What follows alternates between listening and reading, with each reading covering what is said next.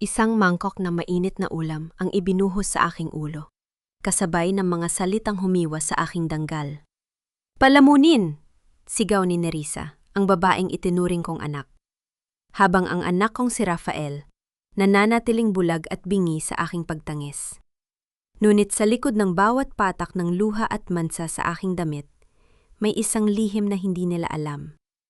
Ako, si Teresita, at hindi pa tapos ang laban. Handa na ba kayong makita ang pagbagsak ng mga mapang api?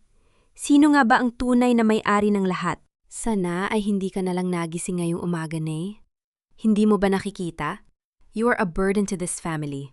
Isang malaking palamunin na sumisira sa image namin ni Rafael. Ang boses ni Nerissa ay tila isang matalim na balisong na humiwas sa katahimikan ng kusina. Sa mga sandaling yon, ang tanging naririnig ni Teresita ay ang mabilis na tibok ng sarili niyang puso na tila isang pagod na tambol. Nakayuko ang matanda, ang kanyang mga mata ay nakatuon sa suot na baron ni Rafael na kasalukuyan niyang tinatahe. Ang paboritong polo shirt ng kanyang anak, ang suot nito nung unang beses itong mapromote sa trabaho. Maingat ang bawat tahi ni Teresita. Bawat tusok ng karayom ay puno ng panalangin at pagmamahal. Tinitiyak na magiging matibay ang bawat hibla ng sinulid. Ngunit ang bawat salitang lumalabas sa bibig ng kanyang menugang ay tila lasong unti-unting pumapatay sa kanyang kaluluwa. Ramdam ni Teresita ang panging inig ng kanyang mga daliri. Isang maling tusok ang bumaon sa kanyang balat. Sumibol ang isang maliit at pulang patak ng dugo sa dulo ng kanyang daliri. Ngunit hindi niya naramdaman ang hapdi ng sugat. Mas masakit ang hapdi ng katotohanang ang taong itinuring niyang sariling anak ay ang siya ring nagnanais na mawala siya sa mundo. Bakit ba hindi ka nalang sumunod sa amin sa probinsya ni na Mama? You don't belong here anymore, Nay. Ang bahay na ito ay para sa mga taong may class. Hindi para sa mga amoy lupa na katulad mo. Patuloy ni Nerissa habang marahas na hinihila ang silya sa harap ng hapagkainan. Hindi sumagot si Teresita. Nanatili siyang estatwa sa kanyang kinatatayuan. Ang kanyang lalamunan ay tila tinumbahan ng malaking bato, tuyot at hindi makagawa ng kahit anong tunog. Gusto niyang itanong kung nasaan na ang Nerissa na dati ay lumalapit sa kanya para humingi ng payo. Ang babaeng tinulungan niyang makabangon noong walang-wala pa ito. Ngunit tanging ang malamig na hangin mula sa aircon ng mansyon ang sumasagot sa kanya. Nabluto ako ng paborito ninyong sinigang, Nerissa. Mainit pa yan. Mahining sabi ni Teresita, ang kanyang boses ay tila isang bulong na halos hindi marinig. Inilapag niya ang tinatahing polo at dahan-dahang lumapit sa hapag, dala ang isang mangkok ng mainit na sabaw. Ang amoy ng sampalok at sariwang gulay ay pumuno sa silid, isang amoy na dapat sana ay nagdadala ng ginhawa at pagkakaunawaan. Ngunit bago pa man mailapag ni Teresita ang mangkok, tumayo si Nerissa ng may halong pandidiri. Sinigang? Paulit-ulit na lang. I told you I want pasta. Nakakasawa na ang luto mo, kasing pangit at kasing luma mo na ang lasa nito. Sa isang iglap, naramdaman ni Teresita ang bigat ng kamay ni Nerissa na tumama sa kanyang braso. Ang mangkok na porselana ay tumagilid. Ang mainit na sabaw, ang bawat sangkap na maingat niyang pinili sa palengke kaninang madaling araw, ay bumuhos sa kanyang balikat. Bumaba sa kanyang dibdib, hanggang sa mabasa ang kanyang lumang duster.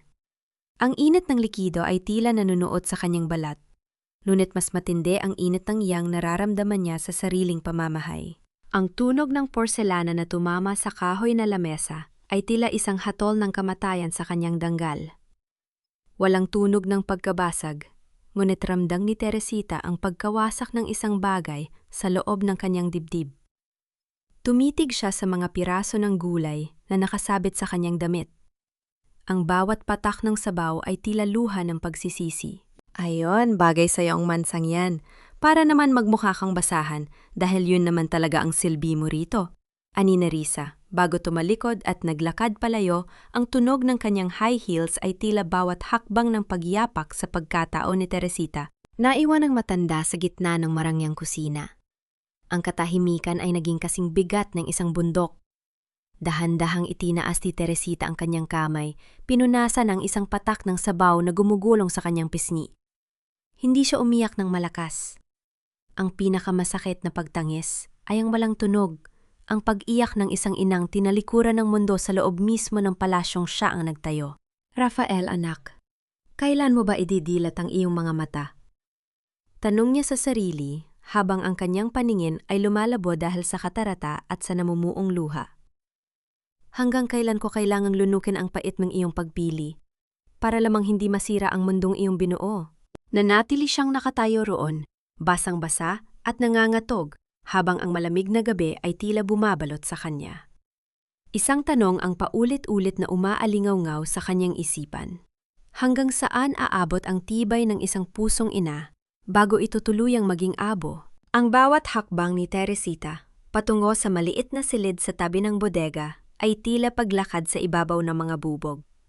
Ang amoy ng sinigang na nakakapit sa kanyang duster ay hindi na nagdadala ng gutom, kundi ng isang malalim na pagkasuklam sa sarili. Sa loob ng silid na iyon, kung saan ang tanging liwanag ay nagmumula sa isang pundidong bumbilya, dahan-dahan niyang hinubad ang basang damit. Ang lamig ng tubig mula sa gripo na tumatama sa kanyang balat ay tila mga karayong na tumutusok sa kanyang katawan. Luit mas malamig ang pakiramdam ng pag-iisa sa loob ng sarili niyang pamamahay. Kinuha niya ang isang lumang bimpo at sinimulang kuskusin ang kanyang balat. Ang bawat kuskus ay tila pagtatangkang burahin ng alaala ng pangungutya ni Nerissa. Habang ginagawa ito, ang kanyang paningin ay napako sa isang kupas na litrato sa ibabaw ng munting side table. Ang litrato ng kanyang yumaong asawa na si Ismael. Sa kanyang isipan, tila naririnig niya ang boses nito, "Konting tiis lang, Teresita, para sa anak natin." "Ismael, hanggang kailan?" Bulong ni Teresita sa hangin. Ang kanyang tinig ay nanginginig sa pagitan ng hikbi at panalangin. "Ang anak nating binuo natin sa pagmamahal, bakit tila naging estranger na sa akin? Bakit ang hapag na dati ay puno ng tawanan, ngayon ay puno na ng lason?" Sa labas ng kanyang silid, narinig niya ang marahas na pagsasara ng pinto ng pangunahing bahay. Ang tunog ng mga yabag na mabilis at mabigat ay nagpapahiwatig ng pagdating ni Rafael. Sandaling tumigil ang mundo ni Teresita. Gusto niyang lumabas. Gusto niyang isumbong ang hapdi ng sabaw sa kanyang balat. Ngunit nanaig ang takot. Takot na baka sa huli. Ang sarili pa niyang anak ang magpatunay na wala na siyang halaga. "Babe, you're home! Thank God!" Ang boses ni Nerissa, na ngayon ay puno na ng tamis at kunwaring pag-aalala, ay umabot hanggang sa bodega. "I'm so stressed, Rafael. I tried to talk to your mom properly pero bigla siyang nagwala. Muntik na niya mabasag yung bowl sa harap ko. Look, nanginginig pa rin ang mga kamay ko." "What? Anong nangyari?" Bakas ang pagod at lito sa boses ni Rafael. "Nasaan si nanay? Bakit ang dumi ng sahig?" "Pinaalis ko muna siya sa kusina. Baka kasi lalong ma-stress. I just want to have a peaceful dinner with you. Pero parang ang hirap-hirap gawin kapag kasama siya. Maybe she's really getting old, Rafael. Baka hindi na niya alam ang ginagawa niya. Natatakot ako para sa safety nating dalawa, lalo na para sa image mo sa kumpanya." Ang bawat salita ni Nerissa ay tila isang mahusay na hinabing lambat ng kasinungalingan. Mula sa kanyang madilim na sulok, naririnig ni Teresita ang katahimikan ni Rafael. Isang katahimikan na mas masakit pa sa kahit anong sampal. Ang kawalan ng kibo ng kanyang anak ay ang kumpirmasyon na ang kasamaan ay unti-unti nang nagtatagumpay. "I'll talk to her later, Nerissa. Magpahinga ka na muna. I'm sorry if you had to go through that." Mahinang sagot ni Rafael. Napapikit si Teresita. Ang sakit ay tila isang apoy na unti-unting tumutupok sa kanyang huling pag-asa. Sa mga sandaling yon, naramdaman niya ang lumang susi sa loob ng kanyang bulsa. Ang susing yon ang nag-iisang bagay na hindi pa nakukuha ni Nerissa. Isang simbolo ng huling yaman na itinago ni Ismael para sa mga panahong tulad nito. Biglang nabulabog ang katahimikan ng gabi nang tumunog ang telepon o sa sala. Dahil malapit ang bodega sa extension line, narinig ni Teresita ang pag-angat ng telepo o sa kabilang linya. "Hello? Central Bank and Trust? Yes, this is the residence of Madam Teresita." Sagot ni Nerissa, ang boses ay naging alerto at puno ng kuryosidad. I am her daughter-in-law, her legal representative. What? A dormant account? 10 million pesos? Nanlaki ang mga mata ni Teresita. Ang kanyang puso ay tila tumalan sa kanyang lalamunan. Hindi niya inaasahang sa gabing ito, ang lihim na pilit niyang itinatago para sa kinabukasan ni Rafael ay malalagay sa panganib. Yes, of course. I can bring her there tomorrow for the signature. Or better yet, just send me the requirements. My husband and I will handle everything. Patuloy ni Nerissa. Ang kanyang boses ay nanging inig na sa kasakiman. Dahan-dahang lumapit si Teresita sa pinto ng kanyang silid. Ang kanyang kamay ay mahigpit na nakakapit sa lumang susi. Alam niyang nagsimula na ang tunay na digmaan. Ang perang yon ay hindi lamang basta yaman. Yon ang huling panangga niya laban sa kalupitan ni Nerissa. Ngunit paano niya mapoprotektahan ang kanyang sarili kung ang sarili niyang anak ang magiging kasangkapan ng kanyang kaaway? Narinig niya ang papalapit na yabag ni Nerissa patungo sa bodega. Ang tunog ng bawat hakbang ay tila isang babala. Hindi na ito ang minugang na kailangan niyang paglingkuran. Ito na ang lobong handang sumakmal sa huling pag-asa ng kanyang buhay.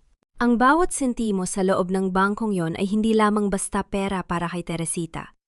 Bawat piso ay may bakas ng dugo, pawis, at ng mga gabing hindi siya natulog para lamang maitaguyod ang kinabukasan ni Rafael.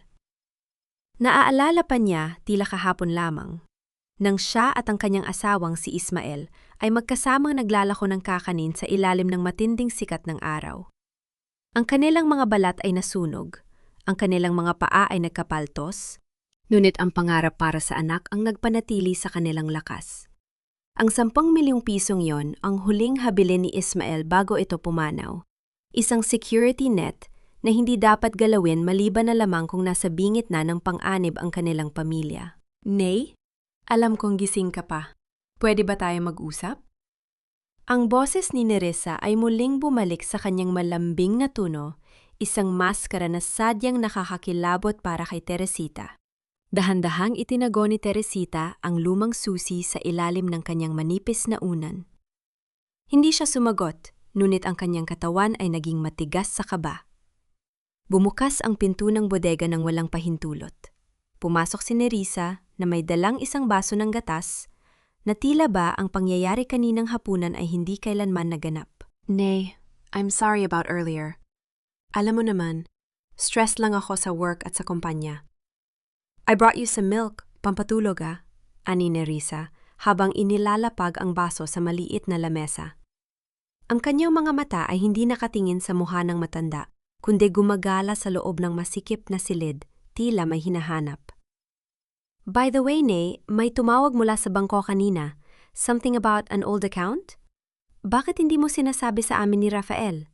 We could have helped you manage that money para hindi lang natutulog sa bangko. Huminga ng malalim si Teresita. Ang perang yon ay para sa kinabukasan, Nerissa. Para sa mga panahong wala na ako. But Nay, we need it now! Ang kumpanya ni Rafael ay kailangan ng capital. Why hide it from your own son? Is it because you don't trust me? Lumapit si Nerissa. Ang kanyang presensya ay tila sumasakal sa hangin ng maliit na silid. Hindi ba't utang na loob mo rin sa amin na dito ka pa rin nakatira? We provide for you, yet you keep secrets that could save our business. Hindi kumibo si Teresita. Ang utang na loob na binabanggit ni Nerissa ay tila isang malaking insulto sa lahat ng ibinigay niya sa mag-asawa. Sa gitna ng tensyon, isang mahinang kislot ng mga pakpak ang narinig mula sa gilid ng bintana. Isang maliit na ibon na may sugat sa pakpak ang nakasilong doon. Dahan-dahang kinuha ni Teresita ang isang maliit na tela at binalot ang ibon, ang kanyang mga kamay na dati ay nanginginig, ay naging kalmado at banayad. Sa maliit na nilalang na ito, nakita ni Teresita ang sarili, sugatan, nakakulong, ngunit pilit na nabubuhay. Bukas na natin pag-usapan niya, Nerissa. Pagod na ako. Mahinang sabi ni Teresita, habang maingat na inilalagay ang ibon sa isang munting kahon. Fine, magpahinga ka na, Nay. But remember, the bank needs your signature tomorrow. I'll pick you up early. Huling hirit ni Nerissa bago lumabas. Ngunit bago ito tuluyang makaalis, Napansin ni Teresita ang isang mabilis na sulyap ni Nerissa sa kanyang unan. Nang makaalis ang minugang, mabilis na kinabahan si Teresita. Alam niyang hindi titigil si Nerissa hanggat hindi nakukuha ang gusto. Ilang oras ang lumipas nang tila tulog na ang lahat sa mansyon, narinig ni Teresita ang marahang pagpihit ng doorknob. Nanatili siyang nakapikit, nagpapanggap na mahimbing ang tulog, habang ang kanyang puso ay tila gustong kumawala sa kanyang dibdib. Naramdaman niya ang dahan-dahang pag-angat ng kanyang unan. Ang bawat segundo ay tila isang taon sa kanyang pandama. Naririnig niya ang mababaw na hininga ni Nerissa, ang amoy na mamahaling pabango nito na humahalimuyak sa loob ng bodega. Isang malamig na pakiramdam ang dumaloy sa likod ni Teresita nang marinig niya ang mahinang tunog ng metal na nag-uumpugan. Ang lumang susi. "Nandito ka lang pala," bulong ni Nerissa sa dilim. Ang boses ay puno ng tagumpay at kasakiman. "Akala mo ba matatago mo sa akin ang lahat, matanda? This key is mine now, and soon, everything else will follow." Napahigpit ang kapit ni Teresita sa kanyang kumot. Ang kanyang mga mata ay nananatiling sarado, habang ang mga luha ay nagsisimulang mamuo sa gilid nito. Hindi niya alam kung anong susi ang nakuha ni Nerissa. Dahil sa takot niya kanina, 2 susi ang nasa ilalim ng kanyang unan. Ang susi sa lumang baul ng mga alaala at ang tunay na susi sa vault kung nasaan ang mga dokumento ng bangko. Alin sa dalawa ang nakuha ni Nerissa? At ano ang gagawin ni Teresita ngayong alam na niya ang hangganan ng kasamaan ng kanyang sariling pamilya? "Huwag mong subukang bawiin ang hindi na sayo, Nay. Ang susing ito. Ito ang magiging pasaporte ko tungo sa yaman na ipinagkakait mo sa amin." Ang boses ni Nerissa ay tila isang matalim na haplit ng latigo sa gitna ng malamig na umaga. Habang nag-aagaw ang liwanag at dilim sa labas ng bintana, nakatayo ang menugang sa tapat ng pintuan ng bodega, pinipihit sa kanyang mga daliri ang tanso at kinalawang na susi na kinuha niya sa ilalim ng unan ni Teresita kagabi. May bahid ng pangungutya ang kanyang ngiti. Ang kanyang mga mata ay nanunuot sa bawat kulubot sa mukha ng matanda. Nanatiling nakaupo si Teresita sa gilid ng kanyang maliit na papag. Ang kanyang mga kamay ay nakapatong sa kanyang kandungan, nanginginig ngunit pilit na pinatitigas. Nararamdaman niya ang hapdi ng pagkakatrador, hindi dahil sa susing nawala, kundi dahil sa kawalan ng galang na patuloy na ibinabato sa kanya. Sa loob-loob niya, isang mapait na tawa ang gustong kumawala. Ang susing ninakaw ni Nerissa ay ang susi sa lumang baul ng mga alaala, mga sulat ni Ismael, mga unang sapatos ni Rafael, at mga tuyong bulaklak mula sa kanilang anibersaryo.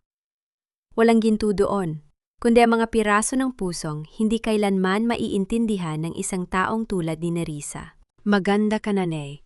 We're going to the bank later. Make sure you look presentable. Ayokong mapahiya kay Rafael at sa mga manager doon," dagdag ni Nerissa bago marahas na isara ang pinto. Ang tunog ng pagtama ng kahoy sa hamba ay tila isang kulog na yumanig sa buong bodega. Sa gitna ng katahimikan, isang marahang katok ang narinig ni Teresita mula sa likurang pinto ng bakuran. Ang tunog ay pamilyar. 3 sunod-sunod na mahinang pagtama. Tila isang sikretong hudyat na ilang dekada na niyang hindi naririnig. Dahan-dahang tumayo ang matanda, tinitiis ang kirot sa kanyang mga tuhod, at binuksan ang pinto. Doon, nakatayo si Aling Lydia. Ang kanyang muka ay tila isang mapa ng mga nakaraang hirap at tagumpay. Ang kanyang mga mata ay puno ng katalinuhan at malasakit. Si Lydia ang dating katiwala ni Ismael, ang tanging saksi sa lahat ng sakripisyong ginawa ni Teresita para mapalago ang kanilang ari-arian. "Teresita, Diyos ko, ano ang ginawa nila sa'yo?" Bulong ni Lydia habang tinitingnan ang dumi sa duster ng kaibigan at ang pamumula ng braso nito mula sa hapdi ng sabaw kagabi. Ang boses nito ay tila isang mainit na kumot sa gitna ng taglamig. "Huwag kang mag-alala, Lydia. Sanay na ang katawan ko sa sakit, pero ang kaluluwa ko ang unti-unting nauubos." Sagot ni Teresita habang pinatutuloy ang kaibigan sa loob ng masikip na silid. "Nabalitaan ko ang tungkol sa account sa bangko. Alam kong hindi titigil ang babaeng yon hanggat hindi niya nakukuha ang lahat, ani Lydia. Ang kanyang tinig ay naging seryoso. Teresita, hindi mo na pwedeng itago ang huling testamento. Yun na lamang ang tanging paraan para maprotektahan mo si Rafael mula sa sarili niyang asawa. Natatakot ako, Lydia. Kapag lumabas ang katotohanan sa testamento, baka lalong magalit si Rafael sa akin. Baka isipin niyang hindi ko siya pinagkakatiwalaan, sagot ni Teresita. Ang kanyang mga mata ay nagsisimulang lumamlam. Actually, Nay, mas dapat kang matakot kung mananatili kang tahimik. Isang boses ang biglang sumingit mula sa labas ng pinto. Napatigil ang tibok ng puso ni Teresita. Ang tunog ng mga yabag ni Nerissa ay muling bumalik. Ngunit sa pagkakataong ito, hindi ito palayo, kundi tila nakadikit na sa mismong dingding ng bodega. Ang marahang paggalaw ng doorknob ay tila isang babala na ang bawat salitang binitawan ni Lydia at Teresita ay narinig ng kanilang kaaway. Testamento? So tinatago ka pa palang mas malaki kaysa sa 10 milyon? Ang pinto ay dahan-dahang bumukas at doon ay nakatayo si Nerissa. Ang kanyang muka ay tila isang demonyong nakahanap ng bagong biktima. Ang kanyang mga mata ay nanlilisik sa galit at kasakiman. Sino ang matandang ito, Nay? At anong testamento ang pinag-uusapan ninyo? Lalong humigpit ang kapit ni Teresita sa kamay ni Lydia.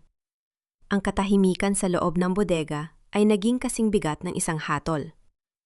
Alam ni Teresita na ang susing ninakaw ni Nerissa ay simula lamang. Ang tunay na labanan, ang laban para sa huling habilin ni Ismael, ay purumala na nagsimula sa loob ng madilim na silid na yon. Lalabas din ang katotohanan, Nerissa? Mahinang sabi ni Teresita. Ang kanyang boses ay puno ng isang uri ng tapang na ngayon lamang muling nagising. At kapag nangyari yon, baka ikaw ang hindi makayanang tumingin sa salamin. Tingnan natin kung sino ang unang kukurap matanda, tugon ni Nerissa habang dinuduro si Lydia. At ikaw? Lumayas ka rito bago ko ipatawag ang mga pulis para sa trespassing. Habang pilit na itinutulak ni Nerissa si Lydia palabas. Isang maliit na papel ang dahan-dahang nahulog mula sa bulsa ni Lydia, patungo sa paanan ni Teresita. Isang papel na naglalaman ng address ng isang abogado. Ngunit, bago pa man ito mapulot ni Teresita, isang sapatos na may mataas na takong ang marahas na tumapak dito. Tumunghay si Nerissa. Ang kanyang ngiti ay puno ng kamandag. Ano ito, Nay? Isang sikretong plano? Akala mo ba makakalusot ka pa? Nay, huwag mo na akong tingnan ng ganyan. Pinoprotektahan ko lang naman ang pamilya natin. Ang matandang yon, sinisira lang niya ang bait mo. Ang boses ni Nerissa ay biglang nagbago, tila isang telang pilos na pilit, itinatago ang mga tinik sa ilalim. Dahan-dahan niyang inalis ang kanyang takong mula sa ibabaw ng papel at pinulot ito ng may mapanuring tingin. Isang mabilis na sulyap lamang at alam na niya, isang pangalan ng abogado at isang address sa Makati. Sa halip na magalit, isang malamig na ngiti ang sumilay sa kanyang mga labi. Alam ni Nerissa na ang pananakot ay hindi sapat. Kailangan niyang gamitin ang lason ng pagpapanggap para makuha ang pirma ni Teresita sa mga dokumento ng bangko. Nay, tignan mo ang sarili mo. Masyado ka nang napapagod. Kaya kung sino-sino na ang pinaniniwalaan mo, I'm sorry if I was harsh lately. Ani Nerissa habang hinahawakan ang mga kamay ni Teresita. Ang kanya mga daliri ay malamig, tila mga galamay ng isang nilalang na walang buhay. Gusto ko lang namang maging maayos ang lahat. Kaya nga, bago tayo pumunta sa bangko, dadaan muna tayo sa isang espesyalistang doktor para matingnan ang iyong memory at ang iyong pangangatawan. Gusto kong malakas ka, Nay, para ma-enjoy mo ang perang itinatago mo. Hindi kumibo si Teresita. Ramdam niya ang panginginig ng kanyang sariling kalamnan. Alam niya ang doktor na sinasabi ni Nerissa ay bahagi ng isang mas malaking bitag. Isang paraan para palabasin siyang insane o walang kakayahang magdesisyon nang sa gayon ay maagaw ni Nerissa ang ganap na kontrol sa 10 milyon at sa testamento. Dahan-dahang tumayo si Teresita at naglakad patungo sa kanyang lumang cabinet. Mula sa isang maliit at nakatagong bulsa na kanyang duster, Kinuha niya ang ilang piraso ng barya at inilagay ang mga ito sa kanyang palad. Ang tunog ng pagkakalantog ng mga barya ay tila isang mahinang musika sa gitna ng tensyon. Isang kakaibang gawi ito ni Teresita. Sa bawat pag-alis niya ng bahay, laging may dala siyang baon na barya.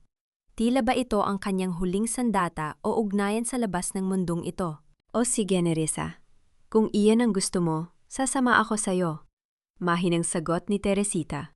Ang kanyang mga mata ay nakatuon sa isang maliit na ansing sa dingding na pilit umaakyat sa kabila ng bigat ng dala nitong pagkain. Sumakay sila sa marangyang sasakyan ni Rafael. Ang loob nito ay amoy bagong leather, isang amoy na sumisimbolo sa tagumpay na binuo ni Teresita, pero ngayon ay ipinapamuha sa kanya ang kanyang pagiging bilanggo. Habang bumabagtas sila sa trapik ng Maynila, hindi tumitigil si Nerissa sa pagsasalita tungkol sa mga plano niya para sa bahay, sa mga bagong gamit na bibilhin, at sa kung paano masasaya ang buhay ni Teresita kung susunod lang ito sa kanya. Pagdating sa isang maliit at tago na klinika, sinalubong sila ng isang lalaking nakaputing gown. Ang kanyang mga mata ay mailap, at ang paraan ng kanyang pagngiti ay walang bakas ng pagiging manggagamot. Ito si Dr. Santos, ang kasabot ni Nerissa na handang pumirma sa kahit anong dokumento kapalit ng malaking halaga. Madam Teresita, don't be afraid.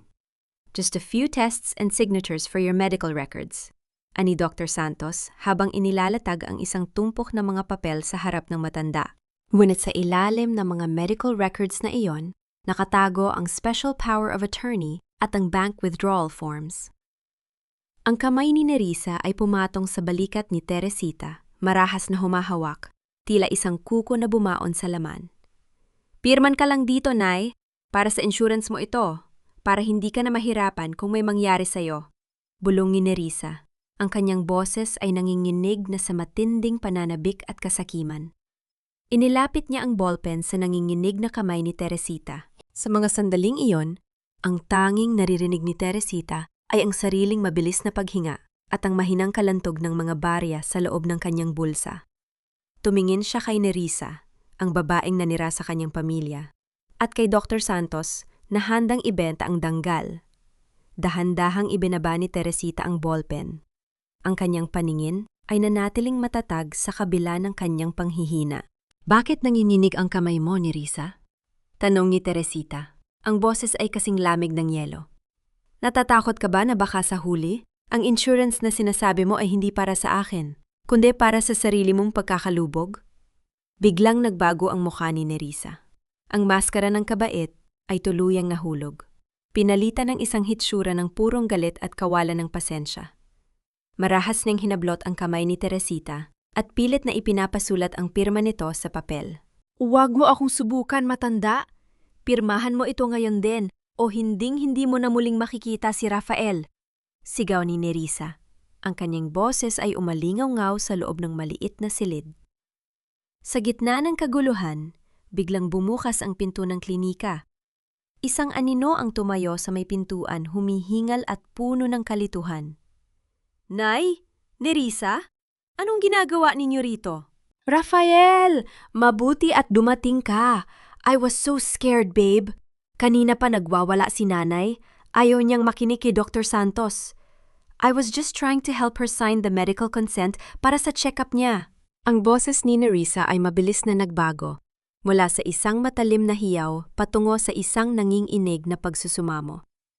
Agad niyang binitawan ang braso ni Teresita at lumapit kay Rafael. Pilit na itinatago ang mga dokumento sa ilalim ng kanyang designer bag.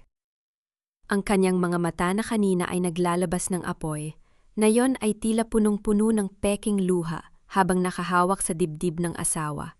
Nakatayo si Rafael sa pintuan. Ang kanyang mga mata ay palipat-lipat sa kanyang asawa at sa kanyang inang nakaupo sa gitna ng silid.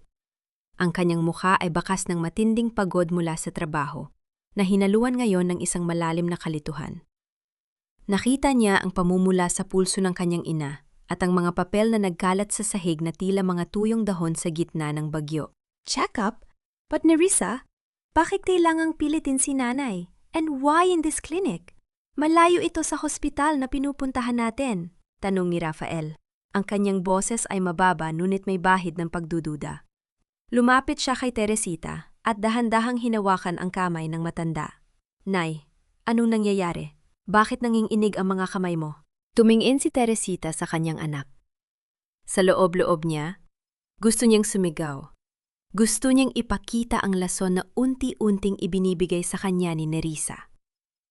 Ngunit nang makita niya ang pag-aalala sa mga mata ni Rafael, ang kanyang puso ay muling lumambot. Alam niyang kapag nagsalita siya ngayon, baka lalong magulo ang isipan ng kanyang anak. Napilit na itinataguyod ang kanilang pamilya. Dahan-dahang itinaas ni Teresita ang kanyang kamay at inayos ang kwelyo ng polo ni Rafael, ang mismong pulong tinatahi niya kagabi. Ang kanyang haplos ay banayad, isang tahimik na paalala ng kanyang walang hanggang pagmamahal sa kabila ng lahat. Wala ito, Rafael. Masyado lang sigurong mainit dito sa loob kaya ako nahilo. Huwag mo nang alalahanin ang iyong ina. Ito ang golden moment ni Teresita. Isang sandali ng pagpapakita ng dignidad at pagmamahal na tila isang sampal sa kawalan ng hiya ni Nerissa. Sa gitna ng kanyang sariling panganib, ang kapakanan pa rin ng kanyang anak ang kanyang inuuna. Si Rafael, sabi ko sa'yo, lagi nagbabago ang isip ni nanay. Let's just go home, baka kailangan lang niya ng pahinga. Singit ni Nerissa habang mabilis na kinukuha ang mga dokumento sa sahig. Ngunit sa pagmamadali niya, isang pirasong papel ang nanatili sa ilalim ng upuan ni Teresita, ang Special Power of Attorney na may malaking tatak ng bangko. Habang inaalalayan ni Rafael si Teresita palabas, ramdam ni Teresita ang matatalim na tingin ni Dr. Santos at ang nagpupuyos na galit sa bawat hakbang ni Nerissa sa likuran nila. Alam niyang hindi dito nagtatapos ang lahat. Ang pagdating ni Rafael ay isang pansamantalang kaligtasan lamang. Ngunit nagbukas ito ng isang bagong pinto ng panganib. Nang makasakay na sila sa kotse, isang hindi pamilyar na tunog ng mensahe ang narinig mula sa cellphone ni Rafael na nakapatong sa dashboard. Dahil abala si Rafael sa pagmamaneho, si Nerissa ang kumuha nito. Ang mukha ni Nerissa ay biglang namutla, at ang kanyang mga daliri ay tila naging yelo habang binabasa ang text. "Who is it, babe?" Tanong ni Rafael nang mapansin ang pananahimik ng asawa. "Wala, wrong number lang." Mabilis na sagot ni Nerissa. Ngunit mabilis niyang itinago ang phone sa kanyang bulsa. Hindi alam ni Rafael, ang mensaheng yon ay hindi isang maling numero. Ito ay mula sa isang hindi kilalang tao na nagsasabing, "Alam ko ang ginawa mo sa klinik ni Dr. Santos. Magkita tayo sa tapat ng lumang simbahan kung ayaw mong malaman ni Rafael ang totoo." Sino ang taong ito na tila aninong sumusubaybay sa bawat galaw ni Nerissa? At ano ang kinalaman nito sa nakaraan na pilit itinatago ng menugang ni Teresita? Ang bawat lihim ay tila isang anay. Hindi mo nakikita, pero unti-unti nitong kinakain ang pundasyon ng iyong buhay. Ang bawat pintig ng puso ni Nerissa ay tila isang malakas na tambol na nanggagaling sa kanyang dibdib habang nakaupo sa loob ng tumatakbong sasakyan. Ang lamig ng aircon ay hindi sapat para patigilin ang butil-butil na pawis na namumuo sa kanyang noo. Pasadya niyang iniwas ang tingin kay Rafael na noon ay tahimik na nagmamaneho at sa kanyang biyena na si Teresita na nasa likuran. Ang cellphone sa loob ng kanyang bulsa ay tila nagbabaga, isang paalala ng banta na maaaring gumuho sa kanyang marangyang buhay. Sino ang taong ito? Sa isip ni Nerissa, nagbabalik ang mga anino ng kanyang nakaraan sa madidilim na eskinita ng tondo. Ang buhay na pilit niyang ibinaon sa limot ng pakasalan niya si Rafael. Ang buhay kung saan ang panlilinlang ay ang tanging paraan para mabuhay. "Babe, okay ka lang? Kanina ka pa hindi mapakali." Puna ni Rafael. Ang kanyang boses ay puno ng pag-aalala habang pinipihit ang manibela. I just have a headache, Rafael. Masyado lang sigurong maraming nangyari ngayong araw."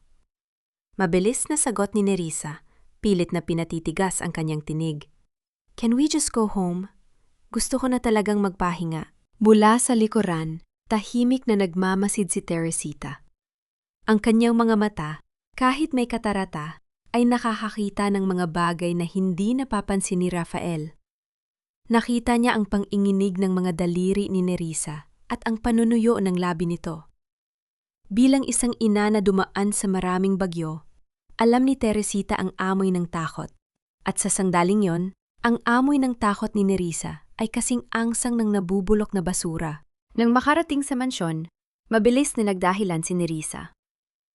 Rafael, may kailangan lang akong bilhin sa drugstore. Sandali lang ako, okay? Hindi na niya hinintay ang sagot ng asawa at mabilis na muling sumakay sa kanyang sariling kotse.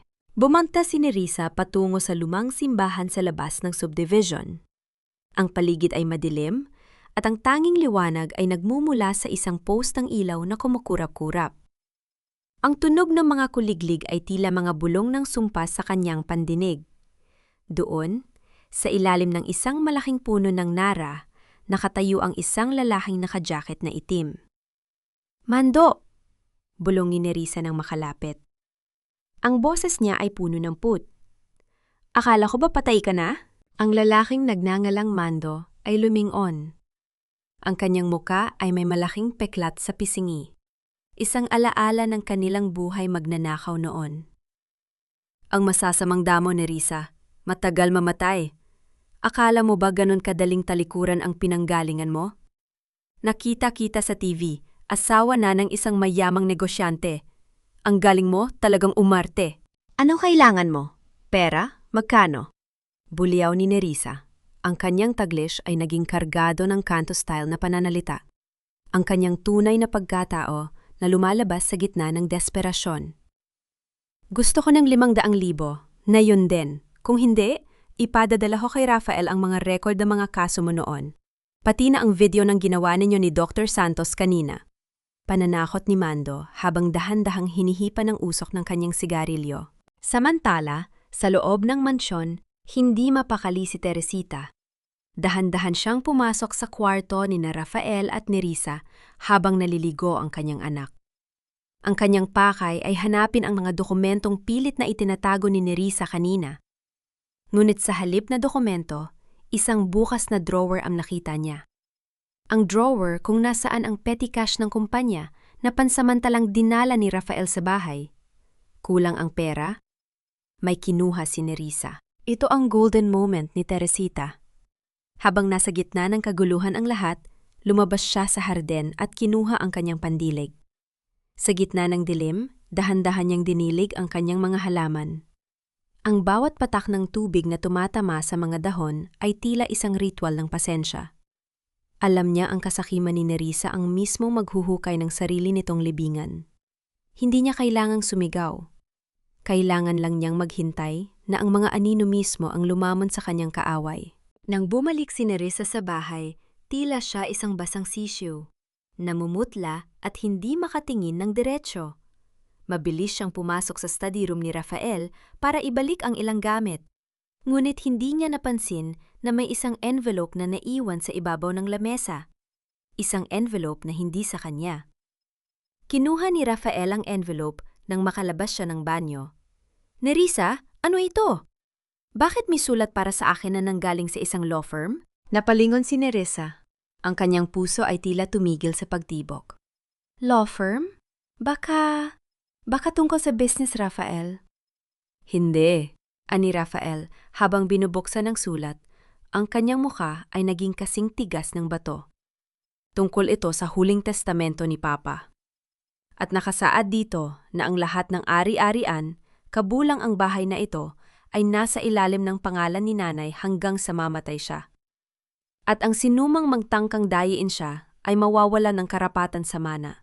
Tumingin si Rafael kay Nerissa. Ang kanyang mga mata ay puno ng matinding pagdududa. Bakit sinasabi rito na may nagtangkang mag-withdraw ng malaking halaga gamit ang peking pirma ni Nanay noong nakaraang linggo? Ang katahimikan sa loob ng study room ay tila isang bitay, na unti-unting sumasakal kay Nerissa. "You're actually believing a piece of paper over me, Rafael? Pinagbibintangan mo ako sa harap ng nanay mo?" Ang boses ni Nerissa ay umalingaw-ngaw sa loob ng study room, matinis at puno ng pait. Tumayo siya ng tuwid. Ang kanyang mga kamay ay nakakuyom habang ang mga mata ay naniningkit sa galit. Hindi niya hahayaang gumuho ang kanyang palasyo dahil lamang sa isang sulat. Ginamit niya ang kanyang pinakamabisang sandata, ang pagiging biktima. Sa labas ng pinto, nakatayo si Teresita. Hawak niya ang isang baso ng malamig na tubig, ang bawat daliri niya ay maingat na nakasuporta sa ilalim nito.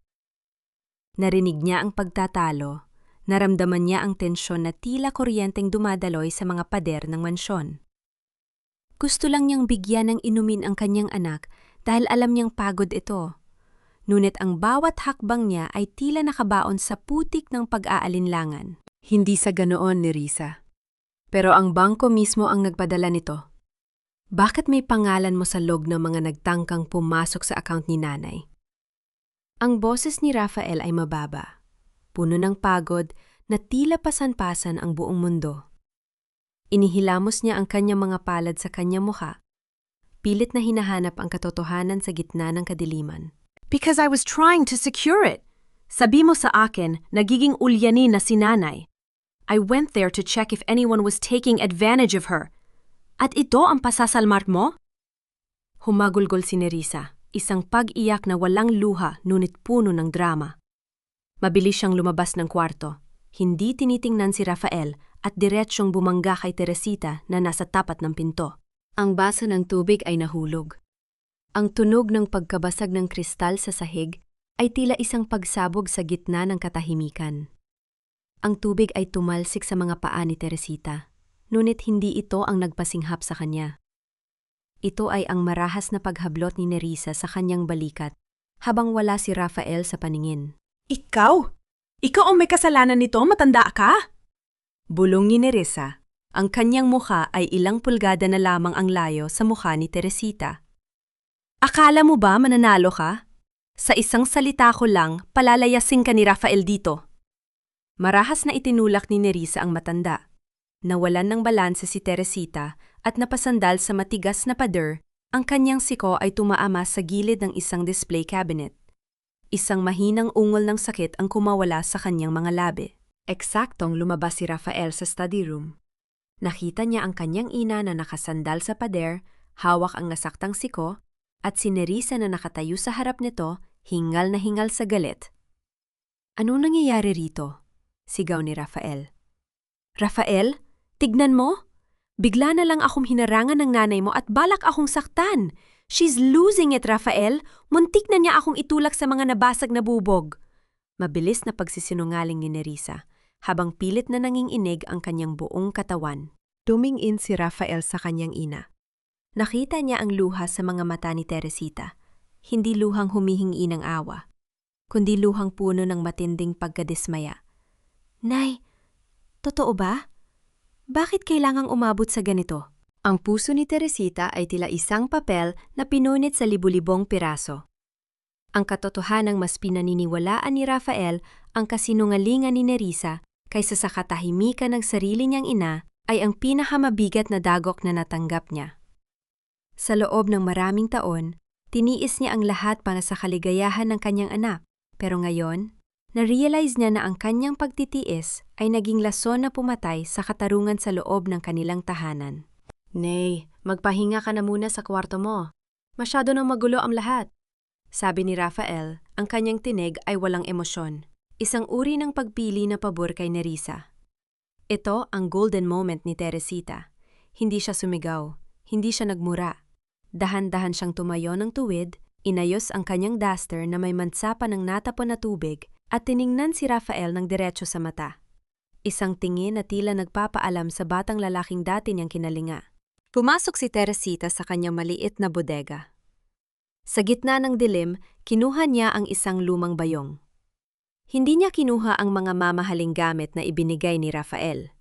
Ang inilagay niya sa loob ay ang kanyang lumang Biblia, ang litrato ni Ismael, at isang maliit na supot na mga buto ng halaman na balak, sana niyang itanim sa hardin ng mansyon. Aalis na ako, Rafael. Ibinigay ko na ang lahat, pati ang hininga ko, para lang maging maayos ang buhay ninyo. Bulong ni Teresita habang isinusukbit ang bayong sa kanyang balikat. Pero hindi ko kayang panuurin ang sarili kong anak na unti-unting nilalamon ng isang kadilimang tinatawag niyang pag-ibig. Dahan-dahan siyang naglakad palabas ng pinto sa likod. Ang tunog ng kanyang mga tsinela sa semento ay tila isang malungkot na paalam. Hindi siya lumingon. Hindi niya hinintay na tawagin siya ni Rafael. Sa labas ng subdivision, sa ilalim ng malamig na liwanag ng buwan, isang sasakyan ang nakaparada. Bumaba ang bintana nito, at doon ay nakita niya ang mukha ni Aling Lydia. "Handa ka na ba, Teresita?" tanong ni Lydia. Tumingin si Teresita sa malaking mansyon na itinayo niya mula sa wala. Ang mansyon ngayon ay naging isang malamig na libingan ng kanyang mga alaala.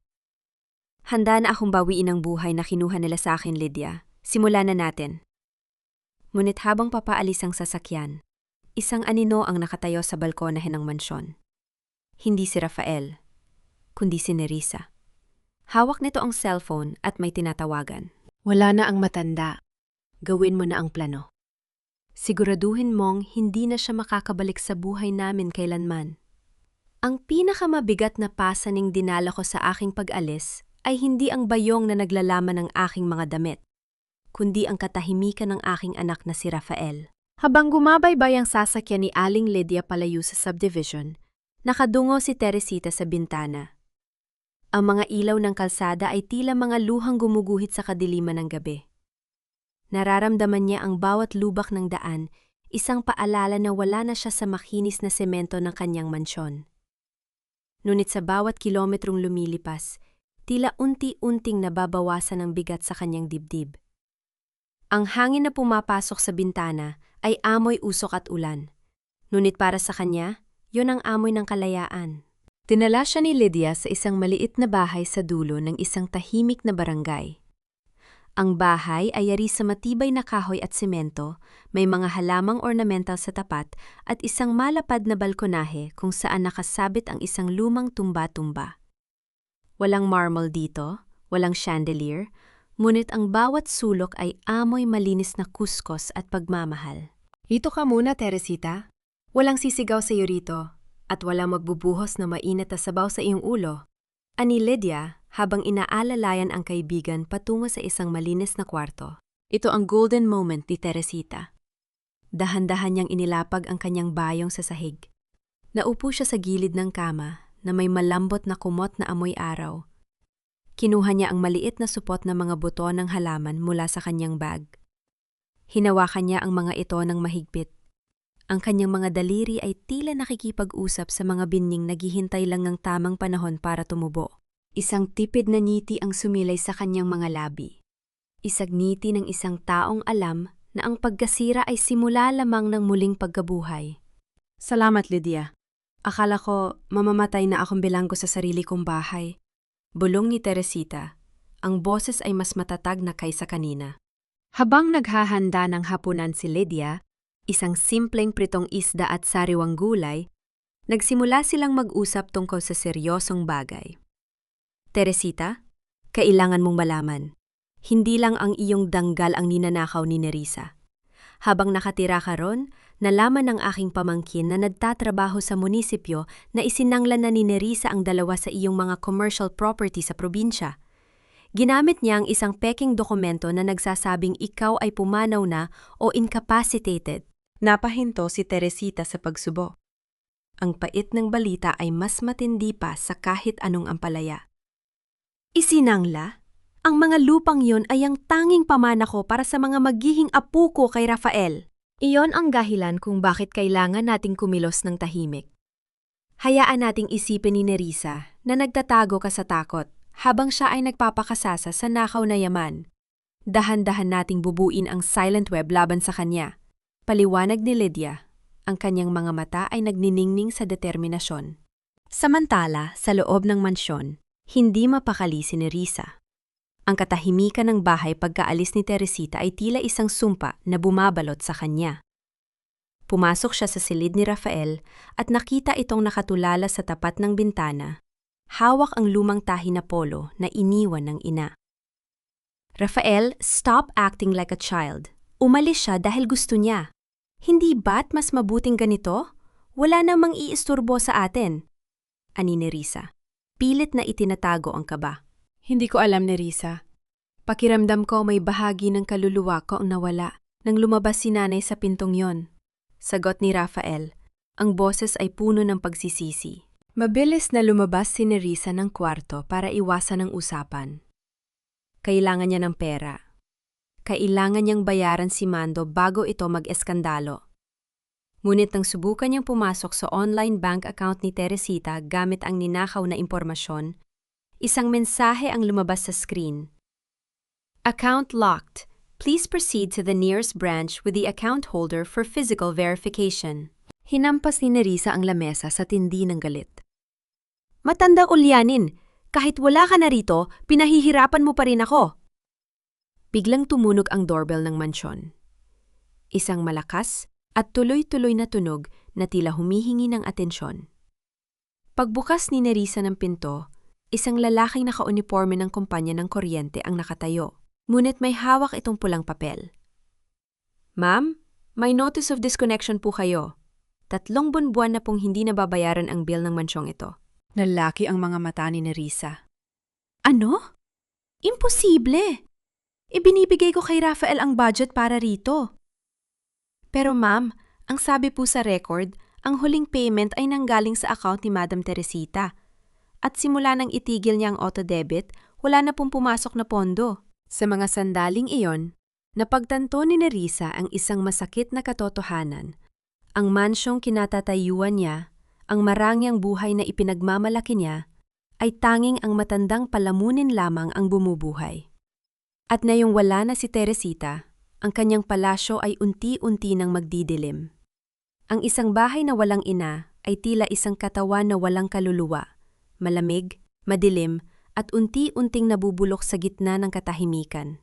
Isang linggo na ang lumipas mula nang lisanin ni Teresita ang mansyon, at para kay Rafael, ang bawat araw ay tila 1 taon ng pagdurusa. Nakatayo siya sa gitna ng kusina, tinitingnan ang tumpok na mga maruming pinggan at ang amoy ng panis na pagkain na nagsisimulang mamuo sa paligid. Wala na ang amoy ng bagong luto na sinigang sa umaga. Wala na ang malinis na hapag na laging naghihintay sa kanya pag-uwi mula sa trabaho.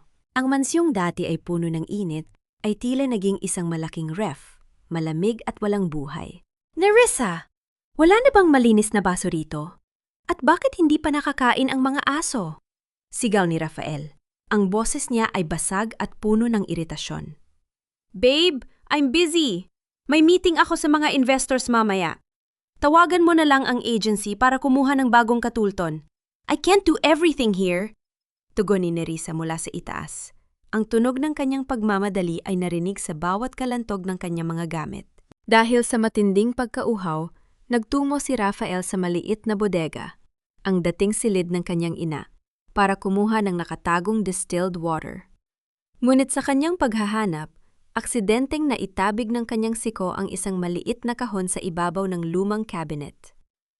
Ang tunog ng pagbagsak ng kahon sa sahig ay tila isang babala. Nagkalat ang mga gamit ni Teresita na hindi nito nadala, isang rosaryo, ilang lumang resibo, at mga bote ng gamot. Dahan-dahang pinulot ni Rafael ang mga bote ng gamot. Kumunot ang kanyang noo nang mapansin ang tatak ng mga ito. Hindi ito ang mga gamot sa high blood at vitamina na binibili niya buwan-buwan para sa ina. Ang mga label ay tila gawa-gawa lamang, at nang buksan niya ang isa, ang amoy ay hindi gamot, kundi tila pulbos ng chalk. Ano ito? Bulong ni Rafael sa sarili. Ang kanyang puso ay nagsimulang tumibok ng mabilis, isang uri ng kaba na hindi niya maipaliwanag.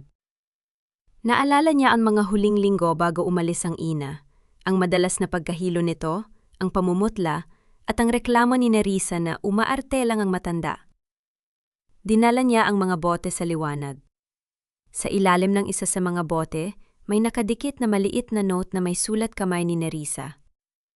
Santos, 20 boxes, 50% discount. Ang katotohanan ay tila isang malamig na tubig na ibinuhos sa kanyang buong katawan. Si Dr. Santos.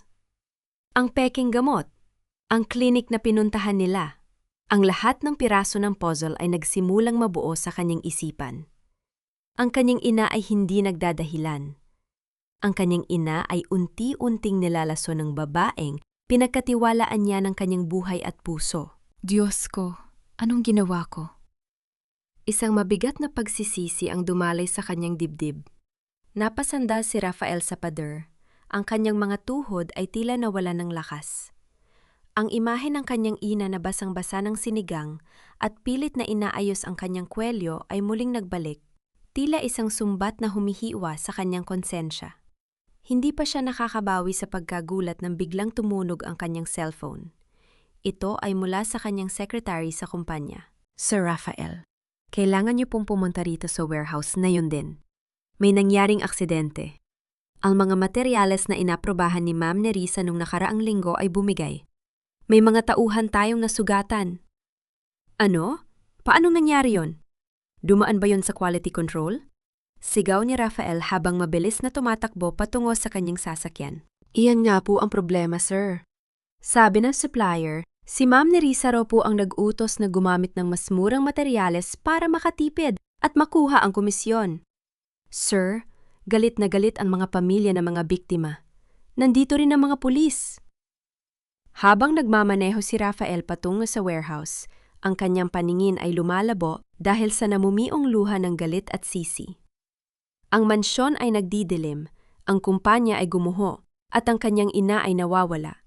Lahat dahil sa kanyang pagkabulag. Pagdating sa warehouse, ang paligid ay puno ng gulo. Ang tunog ng mga sirena ng ambulansya ay tila mga hiyaw ng hustisya. Nakita ni Rafael si Nerissa na nakatayo sa isang sulok, pilit na nakikipagtalo sa mga otoridad. Ang kanyang muka ay puno ng takot, ngunit ang boses ay pilit pa rin nagmamataas. It wasn't my fault. My mother-in-law signed those papers. Siya ang may-ari ng properties na ginamit na collateral, kaya siya ang dapat managot. Sigaw ni Nerissa habang itinuturo ang mga dokumentong hawak ng pulis. Lumapit si Rafael kay Nerissa. Ang kanyang mga mata ay naging kasing pula ng apoy. Hindi siya sumigaw. Ang kanyang boses ay naging kasing lamig ng kamatayan. Nerissa, sapat na. Nahanap ko ang mga gamot ni nanay sa bodega. Napatigil si Nerissa. Ang kanyang panga ay tila nanigas, at ang kanyang mga mata ay gumala sa paligid. Naghahanap ng malulusutan. Babe, I can explain. Dr. Santos said those were herbal. Tumahimik ka! Hiyaw ni Rafael. Isang hiyaw na yumanig sa buong warehouse. Ang lahat ng kasinungalingan mo, ang lahat ng pagnanakaw mo, tapos na. Pero bago kita ipakulong, sabihin mo sa akin, nasaan ang nanay ko? Isang mapait na tawa ang kumawala sa mga labi ni Nerissa. Isang tunog na tila mula sa isang taong wala na sa katuwiran. Ang nanay mo? Masyado ka ng huli, Rafael. Sa mga oras na ito, baka wala na siyang buhay sa lugar na pinagdalhan sa kanya ni Mando. Ang mundo ni Rafael ay tila tumigil sa pag-ikot. Ang takot na nararamdaman niya ay hindi na para sa kanyang kumpanya o sa kanyang sarili, kundi para sa kaisa-isang taong nagmahal sa kanya ng totoo. Ang katotohanan ay tila isang dambuhalang alon. Maaari mo itong pigilan ng pansamantala, ngunit sa huli, lalamunin nito ang bawat kasinungalingang itinayo mo sa buhangin. Ang marangyang ballroom ng isang tanyag na hotel sa Makati ay puno ng ningning. Ang tunog ng marahang musika mula sa mga biolin ay bumabalot sa bawat sulok, at ang amoy ng mamahaling pabango at alak ay humahalim-uyak sa hangin.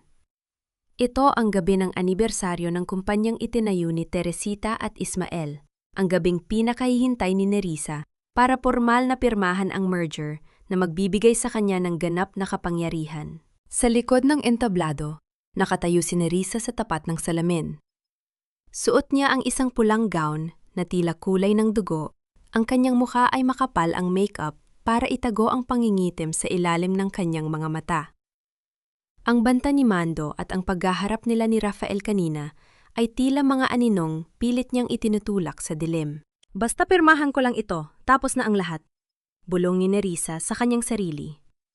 Ang kanyang mga daliri ay malamig habang hinahawakan ang kanyang gintong clutch bag. Aalis kami ni Rafael, malayo sa matandang yon, at magsisimula ng bagong buhay sa ibang bansa gamit ang perang ito. Samantala, sa labas ng hotel, isang itim na sasakyan ang dahan-dahang huminto. Bumukas ang pinto at lumabas si Teresita. Hindi na siya ang matandang nakadaster na may mansa ng sabaw. Suot niya ang isang eleganteng Filipiniana na gawa sa pinya, puting-puti at walang kahit anong dumi. Ang kanyang buhok ay maayos na nakapusod, at sa kanyang leeg ay nakasabit ang isang antigong kwintas na tanging ang tunay na matriarch ng pamilya ang may karapatang magsuot.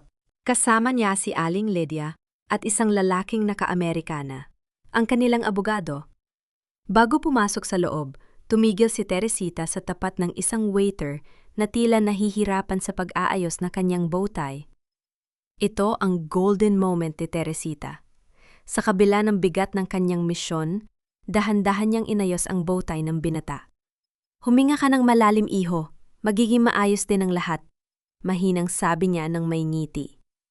Ang kanyang pagiging ina ay hindi nawawala kahit sa gitna ng digmaan. Sa loob ng ballroom, nagsimula na ang programa. Umakyat si Nerissa sa entablado. Ang bawat hakbang ng kanyang takong sa sahig ay tila tunog ng isang orasan na malapit ng tumigil. Ladies and gentlemen, tonight we celebrate success. And as the representative of the chairman, my mother-in-law, I am proud to announce. Hindi natapos ni Nerissa ang kanyang sasabihin. Ang malaking digital screen sa likuran niya ay biglang kumislap.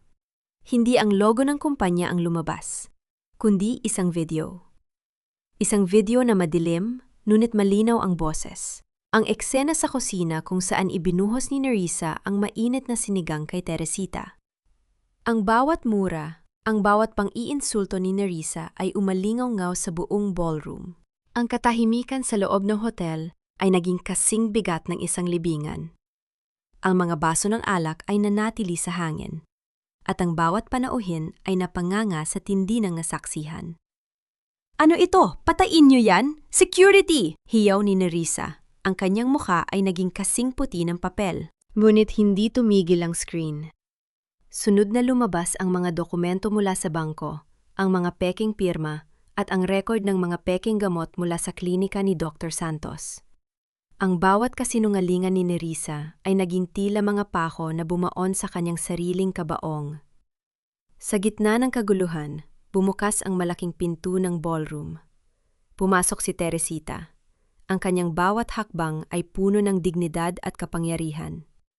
Ang lahat ng tao ay kusang tumabi para bigyan siya ng daan. Hindi na kailangan ng security ni Nerissa. Ang boses ni Teresita ay hindi malakas. Ngunit umabot ito sa bawat sulok ng silid.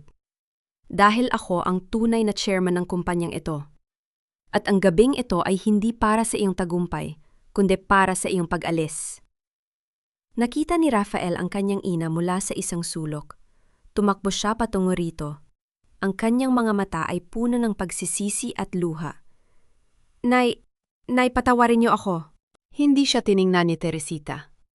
Nanatili ang kanyang tingin kay Nerissa na ngayon ay nanginginig na sa entablado. Security! Bakit kayo nakatayo lang dyan? Ilabas niyo ang matandang ito. She is trespassing! She is crazy! Sigaw ni Nerissa habang marahas na itinuturo ang kanyang biyenan. Dalawang security guard ang lumapit. Ngunit sa halip na hawakan si Teresita, huminto sila sa tapat ng entablado at tumingin kay Nerissa. I'm sorry, Ma'am Nerissa, ani ng head of security. Pero ang utos po na natanggap namin mula sa board of directors at sa tunay na may-ari, kayo po ang kailangang ilabas sa gusaling ito. Ang mukha ni Nerissa ay tila isang maskarang gumuho. Tumingin siya sa paligid, naghahanap ng kakampi, ngunit tanging ang mga matang puno ng paghatol at pandidiri ang kanyang nakita. Hindi ito maaari. Akin ang lahat ng ito. Rafael, help me! Ngunit si Rafael ay nanatiling nakatayo sa tabi ng kanyang ina. Ang kanyang kamay ay nakahawak sa braso ni Teresita. Tila doon lamang siya makakahanap ng lakas. Sino ang tinatawagan mo kanina, Nerissa? Ang lalaking naggangalang Mando? Tanong ni Teresita. Ang boses ay puno ng pait. Salamat sa kanya, dahil mas pinili niya ang pera kaysa sa katapatan sa iyo. Ang lahat ng plano mo para saktan ako sa labas ng subdivision ay nakuha rin namin sa record. Isang malakas na tunog ng pagbagsak ng mic ang narinig ng bitawan ito ni Nerissa. Ang kanyang huling alas ay tuluyan ng nawala. Ngunit bago siya mailabas ng mga guards, isang pamilyar na anino ang lumitaw sa likurang pinto ng ballroom. Isang lalaking may peklat sa mukha na may dalang pulis. Ang bawat palasyong itinayo sa ibabaw ng kasinungalingan ay itinakdang gumuho, at ang bawat luhang idinanat ng biktima ay babalik bilang isang bagyong lulunod sa may sala. Ang liwanag ng mga chandelier sa ballroom ay tila naging mapanghusgang mga mata na nakatitig sa bawat panginginig ng katawan ni Nerissa. Ang pagdating ni Mando, na ngayon ay may kasamang 2 opisyal ng pulisa, ang nagsilbing huling pako sa kabaong ng kanyang mga ambisyon. Ang lalaking dati ay kasabwat niya sa dilim, ay ngayon ang siyang nagdadala ng liwanag na tatapos sa kanyang mga laro. Nandito na ang mga ebidensya, sir. Ani Mando, habang iniaabot ang isang digital recorder sa mga pulis. Ang kanyang boses ay walang emosyon. Tila isang transaksyon lamang ang lahat ng ito. Lahat ng pag-uusap namin tungkol sa pagkidnap at pananakit kay Madam Teresita nandyan. Pati na ang mga bayad na galing sa kumpanya. Sa kabilang bahagi ng entablado, lumitaw sa malaking screen ang isang live video call. Ang mukha ni Dr. Santos ay puno ng takot. Pawis na pawis habang nasa loob ng isang interrogation room. Patawad po, pinilit lang ako ni Nerissa. Binayaran niya ako para magbigay ng mga peking gamot at pirmahan ang mental incapacity documents ni Madam Teresita. Natatakot ako sa kanya, kaya ako nagawa iyon. Ang mga bulong sa loob ng ballroom ay naging tila isang ugong ng mga bubuyog, puno ng pandidiri at pagkagulat. Ang mga taong kanina ay nakikipaghitian kay Nerissa, ngayon ay tila diring-diri na mapalapit sa kanya. Hindi ito totoo. Frame up ito. Rafael, maniwala ka sa akin? Hiyaw ni Nerissa. Ang kanyang boses ay basag. Ang kanyang pulang gown ay tila naging isang mabigat na pasanin na sumasakal sa kanyang paghinga. Sinubukan niyang humakbang pababa ng entablado. Nuwit ang kanyang mga tuhod ay bumigay. Napaluhod siya sa malamig na sahig. Ang kanyang mga kamay ay nanginginig sa matinding takot at kahihiyan. Ito ang golden moment ni Teresita. Sa gitna ng kaguluhan, dahan-dahan siyang lumapit sa nanginginig na si Nerissa. Kinuha ni Teresita ang isang baso ng tubig mula sa isang tray na nasa malapit. Walang galit sa kanyang mga mata. Tanging isang malalim na awa para sa isang kaluluwang naligaw dahil sa kasakiman. Dahan-dahan niyang iniabot ang tubig kay Nerissa. Ang tubig sa loob ng baso ay hindi gumagalaw, tila sumisimbo sa kapayapaan ng kalooban ni Teresita sa kabila ng lahat. Inumin mo ito, Nerissa. Huminga ka ng malalim. Ang galit at takot ay hindi makakatulong sa iyo ngayon. Tumingala si Nerissa. Ang kanyang mga mata ay nanlilisik pa rin, ngunit may bahid ng pagtataka. Bakit? Pagkatapos ng lahat ng ginawa ko sa iyo, bakit mo pa ako binibigyan ng tubig? Dahil kahit kailan, hindi ko ninais na maging katulad mo. Mahinang sagot ni Teresita. Ang paghihiganti ay para sa mga mahihina ang loob. Ang katarungan ang siyang magpapalaya sa akin, hindi ang iyong pagdurusa. Sa mga sandaling yon, ang malamig na baka ng posas ay humapit sa mga pulso ni Nerissa. Ang tunog ng paglak ng mga ito ay tila hudyat ng katapusan ng kanyang marangyang panaginip. Habang itinataas siya ng mga pulis, nakita ni Nerissa ang huling bagay na dudurog sa kanyang puso. Si Rafael. Ang kanyang asawa ay lumakad patungo sa gitna ng ballroom. Sa harap ng lahat ng mga negosyante, kaibigan at empleyado, dahan-dahang lumuhod si Rafael sa paanan ng kanyang ina. Ang kanyang mga balikat ay nayayanig sa matinding paghagulgol. Ang kanyang noo ay nakasayad sa sahig. Nay, patawarin niyo ako. Naging bulag ako. Naging bingi ako sa inyong mga daing dahil sa sarili kong kahinaan. Hikbi ni Rafael. Ang kanyang boses ay punong-puno ng pagsisisi na tila bawat salita ay isang sugat na bumubukas. Ipinagpalit ko ang inyong pagmamahal sa isang kasinungalingan. Wala akong karapatang tawaging anak niyo. Hindi kaagad sumagot si Teresita. Tumingin siya sa kanyang anak. At pagkatapos ay sa mga tao sa paligid. Ang katahimikan ay naging kasing lalim ng karagatan. Dahan-dahang inilagay ni Teresita ang kanyang kamay sa ulo ni Rafael. Ang kanyang haplos ay puno pa rin ng init ng isang ina. Ngunit may halong bigat na mga nakaraang sugat. Tumayo ka, Rafael. Ang pagsisisi ay hindi natatapos sa pagluhod, ani Teresita. Ang tunay na kapatawaran ay pinaghihirapan sa pamamagitan ng pagtatama sa mga mali. Habang hinihila si Nerissa palabas ng mga otoridad, tumigil siya saglit sa tapat ni Teresita. Ang kanyang maskara ay tuluyan ng natanggal. Tanging isang babaeng wasak at talunan ang natitira. "Nay!" bulong ni Nerissa. Ang kanyang tinig ay halos hindi marinig sa gitna ng ingay ng mga tao. "Bago ako tuluyang mawala, may isa lang akong hiling. Isang hiling na tanging ikaw lang ang makakagawa." Tumingin si Teresita sa mga mata ni Nerissa, naghihintay ng susunod na sasabihin nito. Isang huling lihim ba ito? O isang huling palilinlang? Ang kapatawaran ay hindi isang regal o ibinibigay sa taong nagkasala, kundi isang susi na nagpapalaya sa sarili mong puso mula sa rehas ng galit. Sa gitna ng kaguluhan ng mga reporter at kumukutitap na flash ng camera sa labas ng ballroom, nanatiling kalmado si Teresita habang nakatingin sa mga mata ni Nerissa. Ang babaeng dati ay puno ng yabang ay ngayon ay tila isang basang papel na madaling mapunte.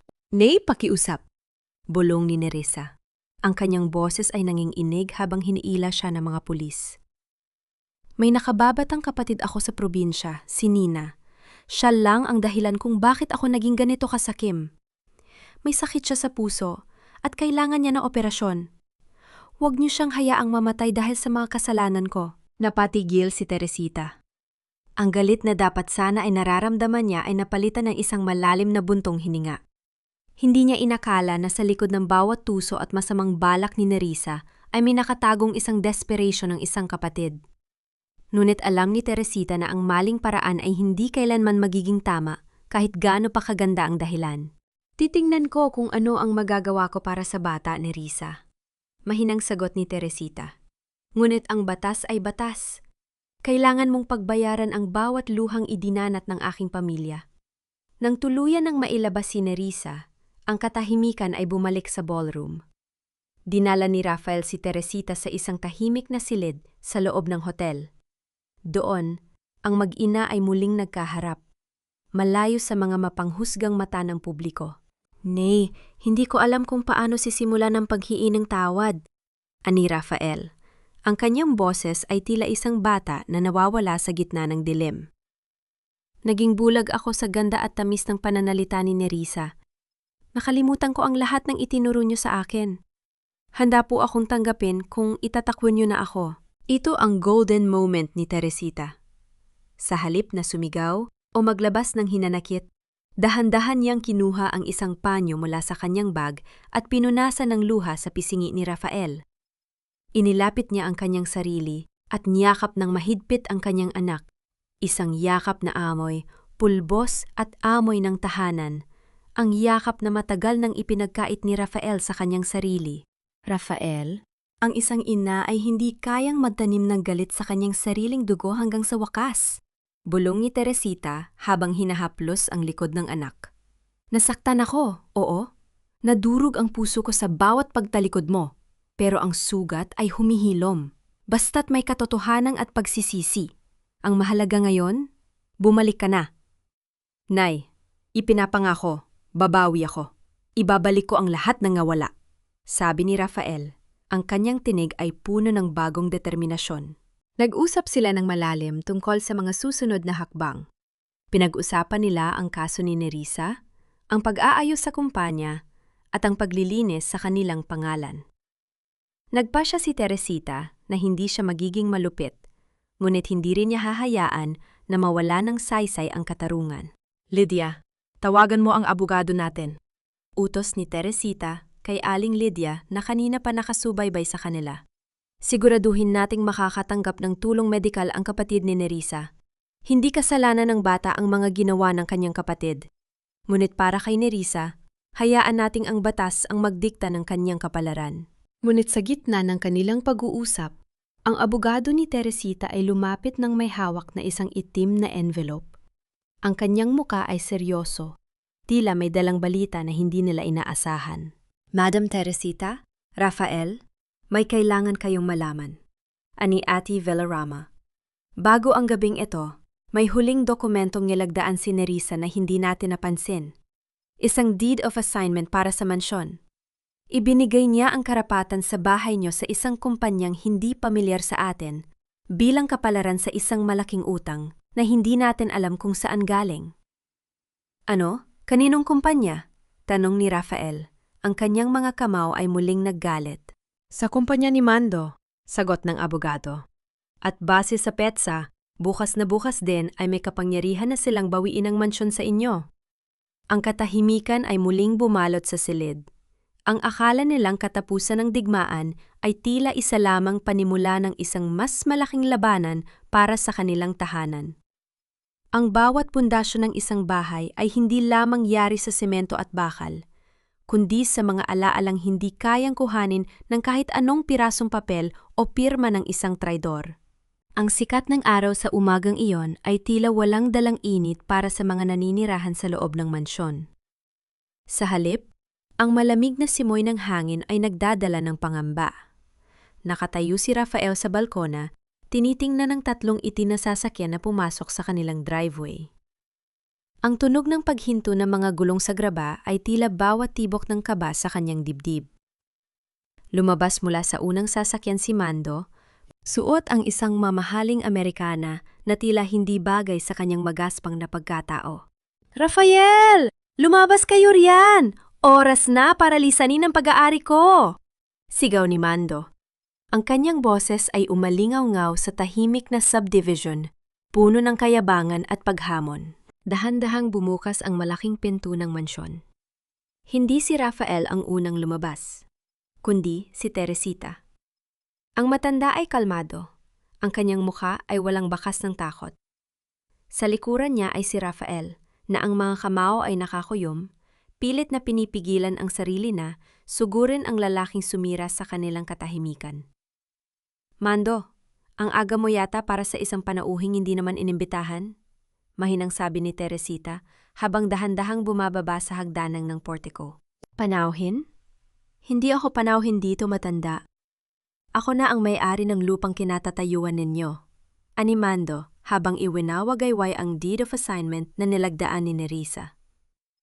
"Ibinenta sa akin ng minugang mo ang bahay na ito para pambayad sa lahat ng atraso niya sa akin.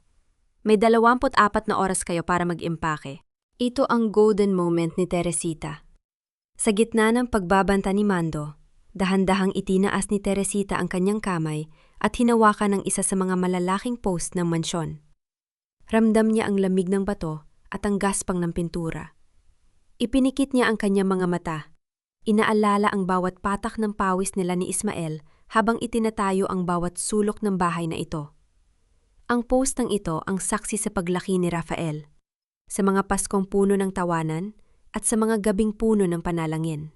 "Ang bahay na ito, Mando, ay may kaluluwa," bulong ni Teresita. Ang kanyang tinig ay tila nanggagaling sa kailaliman ng lupa. At ang kaluluwang yon ay hindi kailanman makakasama sa isang transaksyong puno ng lason. "Wala akong pakialam sa kaluluwa. Ang gusto ko ay ang titulo," bulyo ni Mando habang humahakbang palapit. Ang kanyang mga tauhan ay nagsisimula na ring pumuwesto sa paligid. "Ate Villarama, pakiusap," tawag ni Teresita sa kanyang abogado na nasa loob lang ng bahay. Lumabas ang abogado na may hawak na isang asul na folder. "Mr. Mando, base sa huling testamento ni G. Ismael, ang mansyong ito ay nasa ilalim ng isang usufructuary right para kay Madam Teresita hanggang sa kanyang huling hininga. At mayroong restrictive clause na nagsasabing ang ari-arian ay hindi maaaring ibenta, isangla o ipamigay ng walang notaryadong pahintulot mula sa mismong chairman, si Madam Teresita." Napatigil si Mando. Ang kanyang ngiti ay biglang naglaho, pinalitan ng isang matinding pagkalito. "Ano? Pinirmahan ni Nerissa ang mga papel. Siya ang representative." Ang kapangyarihang ibinigay kay Nerissa ay limitado lamang sa business operations, hindi sa pag-dispose ng personal real estate properties ng pamilya, paliwanag ng abogado ng may malamig na determinasyon. "Sa madaling salita, ang papel na hawak mo ay walang saysay sa mata ng batas. Ito ay isang pirasong basura." Ang mukha ni Mando ay naging kasing pula ng apoy sa tindi ng galit.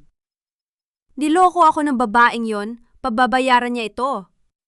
Marahas na tumalikod si Mando patungo sa kanyang sasakyan, ngunit bago siya makasakay, lumingon siya kay Teresita. Akala niyo ba tapos na ito? Kung hindi ko makukuha ang bahay na ito sa legal na paraan, kukunin ko ito sa ibang paraan. Nang makaalis ang mga sasakyan, napaupo si Rafael sa baitang ng hagdan. Ang kanyang buong katawan ay nanginginig sa matinding relief. Nay, akala ko mawawala na sa atin ang lahat. Hindi tayo pababayaan ng iyong ama, Rafael. Sagot ni Teresita habang tinatabihan ng anak. Ngunit kailangan nating mag-ingat. Ang isang taong sugatan at nawala ng lahat ay mas mapanganib kaysa sa isang taong sadyang masama. Kinahapunan, isang hindi inaasahang tawag ang natanggap ni Teresita mula sa city jail. Ito ay mula sa warden. Madam Teresita, si Nerissa po, nagpumilit siyang makausap kayo. Sabi niya may huling ebidensya siyang itinatago na magpapatunay na hindi lang si Mando ang kalaban ninyo. May mas malaking tao sa likod ng lahat ng ito. At balak nilang sunugin ang mansyon niyo ngayong gabi. Napatayo si Teresita. Ang kanyang puso ay muling binalot ng matinding kaba. Ang huling pagsubok ay hindi pa tapos, at ang panganib ay mas malapit kaysa sa kanilang iniisip.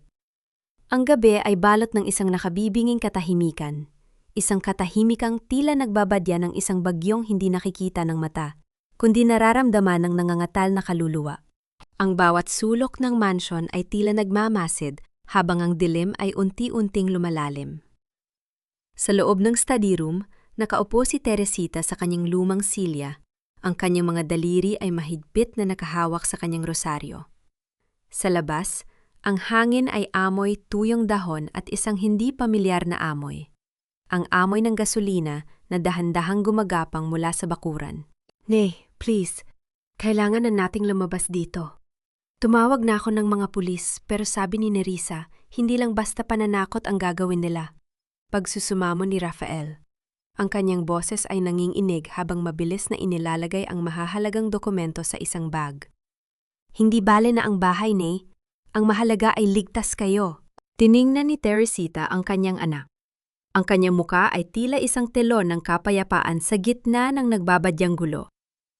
Rafael, ang bahay na ito ang nagbigay sa atin ng bubong noong wala tayong masilungan. Hindi ko hahayaang lamunin ito ng apoy ng kasakiman nang wala tayong ginagawa. Ito ang golden moment ni Teresita. Dahan-dahan siyang tumayo at naglakad patungo sa altar. Kinuha niya ang isang maliit na bote ng holy water at ang kanyang lumang biblil. Ngunit bago siya lumabas, kinuha rin niya ang maliit na paso ng halamang itinanim niya noong unang linggo ng kanyang pag-alis. Isang maliit na usbong pa lamang ito, ngunit ang berdeng kulay nito ay tila sumisimbolo ng pag-asa sa gitna ng abo. Ang buhay, Rafael, ay laging mas malakas kaysa sa kamatayan. Bulong ni Teresita habang hinahaplos ang dahon ng halaman. Biglang narinig ang tunog ng pagbasag ng isang bintana sa ibaba. Ang tunog ng pagkabasag ng kristal ay sinundan ng isang mahinang paglagablab. Ang liwanag ng apoy ay nagsimulang sumayaw sa mga dingding ng hallway, kulay kahel at mapanganib. Nandiyan na sila! Nay, tara na! Hiiyaw ni Rafael habang hinihila ang ina patungo sa fire exit. Ngunit pagdating nila sa labas ng hardin, doon ay nakatayo si Mando. May hawak na isang lighter na ang apoy ay tila isang demonyong tumatawa sa dilim. Ang kanyang mga mata ay nanlilisik, wala na sa katuwiran. Tila isang hayop na nasugatan at wala nang balak pang mabuhay ng maayos. Kung hindi mapapasa akin ang mansyong ito, walang sinumang makikinabang dito, buliw ni Mando. Ang lahat ng paghihirap ko, ang lahat ng perang nawala sa akin dahil sa inyo, susunog din sa inyo ngayon. Hahakbang na sana si Rafael para protektahan ang ina nang biglang umalingaw-ngaw ang tunog ng mga sirena. Hindi lamang isa, kundi sunod-sunod na mga sasakyan ng pulis ang pumasok sa malaking gate. Ang mga asul at pulang ilaw ay tumama sa mukha ni Mando, tila isang hatol na hindi na mababago. Mando! Ibagsak mo ang lighter! Napapaligiran ka na namin! Sigaw ng isang opisyal mula sa megaphone. Tumingin si Mando sa paligid Ang kanyang desperasyon ay tila isang apoy na biglang namatay. Bago pa man niya mabitawan ang lighter sa damuhan na basang-basa na ng gasolina, mabilis siyang nadamba ng mga otoridad. Ang tunog ng pagbagsak ng kanyang katawan sa lupa ay tila ang huling bagsak ng isang masamang kabanata. Ang apoy sa loob ng kusina ay mabilis ding naapula ng mga bumbero. Ang usok ay dahan-dahang humupa. Iniwan ang mansong may ilang mansa ng itim, nut nananatiling nakatayo ng matatad. Lumapit si Teresita kay Rafael. Nakita niya ang takot sa mga mata ng kanyang anak. Ang takot na mawalan ng lahat. Tapos na anak. Ang apoy ay hindi nanalo sa gabing ito. Makalipas ang ilang oras, habang ang bukang liwayway ay nagsisimulang gumuhit sa langit, nakaupo ang mag-ina sa balkonahe. Ang hangin ay malamig at amoy basa na lupa. Nay, sabi ni Ate Villarama, ang bigger person na sinasabi ni Nerissa ay ang dating business rival ni Papa na si Jigo. Siya ang nagpondo kay Mando at Nerissa para pabagsakin tayo. Paliwanag ni Rafael, ang boses ay kalmado na. Pero dahil sa pag-amin ni Nerissa, lahat sila ay haharap sa hustisya. Ang hustisya, Rafael, ay hindi laging mabilis, pero laging dumarating sa tamang oras, sagot ni Teresita. Tumayo ang matanda at naglakad patungo sa hardin. Doon, sa gitna ng mga halamang muntik ng mamatay sa init, itinanim niya ang maliit na usbong na dala-dala niya kanina. Ang kanyang mga kamay ay dumi sa lupa. Ang kanyang mga tuhod ay muling sumakit. Ngunit ang kanyang puso ay tila lumilipad sa gaanong naramdaman. Ang mansyon ay hindi na isang malamig na palasyo. Ito ay muli nang nagiging isang tahanan. Isang tahanang binuo ng luha, pinatibay ng apoy at ngayon ay dinidilig ng pag-asa. Nay! Tawag ni Rafael mula sa likuran. Anong pangalan ng halamang yan? Numiti si Teresita habang tinitingnan ang sumisikat na araw. Ang tawag ko rito ay pag-asa. Dahil kahit anong bagyo ang dumaan, basta't may ugat na malalim, muli at muling mabubuhay. Ang tunay na kapayapaan ay hindi matatagpuan sa pagkawala ng mga bagyo sa ating buhay, kundi sa katatagan ng ating puso habang hinihintay ang pagsikat ng araw. Isang taon ang mabilis na lumipas mula nang ang mansyon ng pamilya ay muntik ng lamunin ng apoy at galit. Ngayong umaga, ang sikat ng araw ay banayad na nanunuot sa pagitan ng mga dahon ng nara sa malawak na hardin. Ang amoy ng sariwang barako na kape ay humahalimuyak sa hangin, kahalo ng halimuyak ng mga namumukadkad na rosas at sampagwita. Nakatayo si Teresita sa balkona. Tinitingnan ng isang maliit na gusali sa kabilang bahagi ng kanilang lote. Ito ang Bahay Pag-asa, isang foundation na itinayo niya para sa mga matatandang inabuso at tinalikuran ng kanilang mga pamilya. Hindi na lamang ang kanyang sariling anak ang kanyang kinakalinga. Ngayon, siya ay naging ina na rin sa marami pang iba na nawala ng tinig. Dahan-dahang lumapit si Rafael sa kanyang ina. May hawak na 2 tasa ng kape. Ang bawat hakbang niya ay puno ng pag-iingat at respeto. Wala na ang bakas ng pagod at lito sa kanyang mukha. Pinalitan na ito ng isang uri ng katahimikan na tanging ang taong dumaan sa matinding pagsisisi ang makakamit. Nay, ang kape nyo. Tamang-tama ang init, tulad ng gusto nyo. Mahinang sabi ni Rafael. Bago niya iniabot ang tasa, dahan-dahan niyang kinuha ang kamay ng ina at idiniit ang kanyang norito. Ang pagmamano na dati ay tila kinalimutan niya, ngunit ngayon ay naging bahagi na ng kanyang bawat araw. Salamat anak. Kumusta ang pagbisita mo kay Nerissa kahapon? Tanong ni Teresita habang humihigop ng kape. Huminga ng malalim si Rafael. Maayos naman po siya, Nay. Patuloy pa rin ang kanyang pagbabago sa loob. Nagpapasalamat po siya dahil hindi niya pinabayaan ang operasyon ni Nina. Sabi niya, yun daw ang tanging bagay na nagpapanatili sa kanya na lumaban para maging maayos na tao paglabas niya. Napatango si Teresita. Ang pagpapatawad ay hindi nangangahulugang kinalimutan na niya ang pait ng nakaraan. Ang pagpapatawad ay ang desisyon na hindi nahayaan ang pait na yon na diktahan ang kanyang kasalukuyan. Sa pagtulong niya sa kapatid ni Nerissa, pinatunayan ni Teresita na ang kabutihan ay isang pamanang hindi kayang nakawin ng kahit anong kasamaan. Nay, Natuloy po pala ang pagpapatayo ng Memorial Park sa probinsya na ipinangalan kay Papa. Dagdag ni Rafael, ang kanyang boses ay puno ng pagmamalaki. Ang lahat ng ari-ariang kinuha ni Nerissa at Mando ay formal nang naibalik sa inyong pangalan. Ang mga lupang iyon, Rafael, ay hindi mahalaga, ani Teresita habang nakatingin sa malayo. Ang pinakamahalagang ari-arya na naibalik sa akin sa taong ito ay ikaw. Ang makita kang muli na naglalakad sa tamang landas, yon ang tunay na kayamanan na ipinamana sa akin ng iyong ama. Ito ang golden moment ng pagtatapos. Tumingin si Teresita sa kanyang hardin at nakita ang halaman na pinangalanan niyang Pag-asa noong gabing masulog ang kanilang kusina. Nayon, ang usbong na iyon ay isa ng matibay na puno, may malalapad na dahon at matitigas na sanga. Ang mansa ng sinigang sa kanyang duster noon ay naging simbolo na lamang ng isang laban na kanyang napanalunan hindi sa pamamagitan ng lakas, kundi sa pamamagitan ng pagtitiis at pagmamahal. Sa mga sandaling iyon, naramdaman ni Teresita ang isang marahang haplos ng hangin sa kanyang pisngi, tila isang bulong ng pasasalamat mula kay Ismael. Alam niyang sa huli, ang danggal ng kanilang pamilya ay nanatiling malinis, kasing linis ng umagang ito. Rafael, tandaan mo ito. Huling bili ni Teresita habang nakatingin sa abot tanaw. Ang isang mansyon ay maaaring gumuho. Ang pera ay maaaring maubos, ngunit ang linis ng konsensya at ang pagmamahal sa pamilya, yan ang tanging pamanang hindi kailanman maglalaho. Dahan-dahang inilapag ni Teresita ang kanyang tasa at sumandal sa kanyang silya.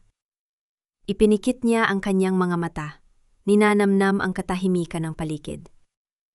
Ang kwento ng kanyang buhay ay hindi na isang melodrama ng sakit, kundi isang awit ng tagumpay at kapayapaan. Sa wakas, ang matanda ay nakahanap na ng kanyang tunay na tahanan, hindi sa loob ng mga pader na bato, kundi sa loob ng pusong marunong magpatawad at muling magtiwala.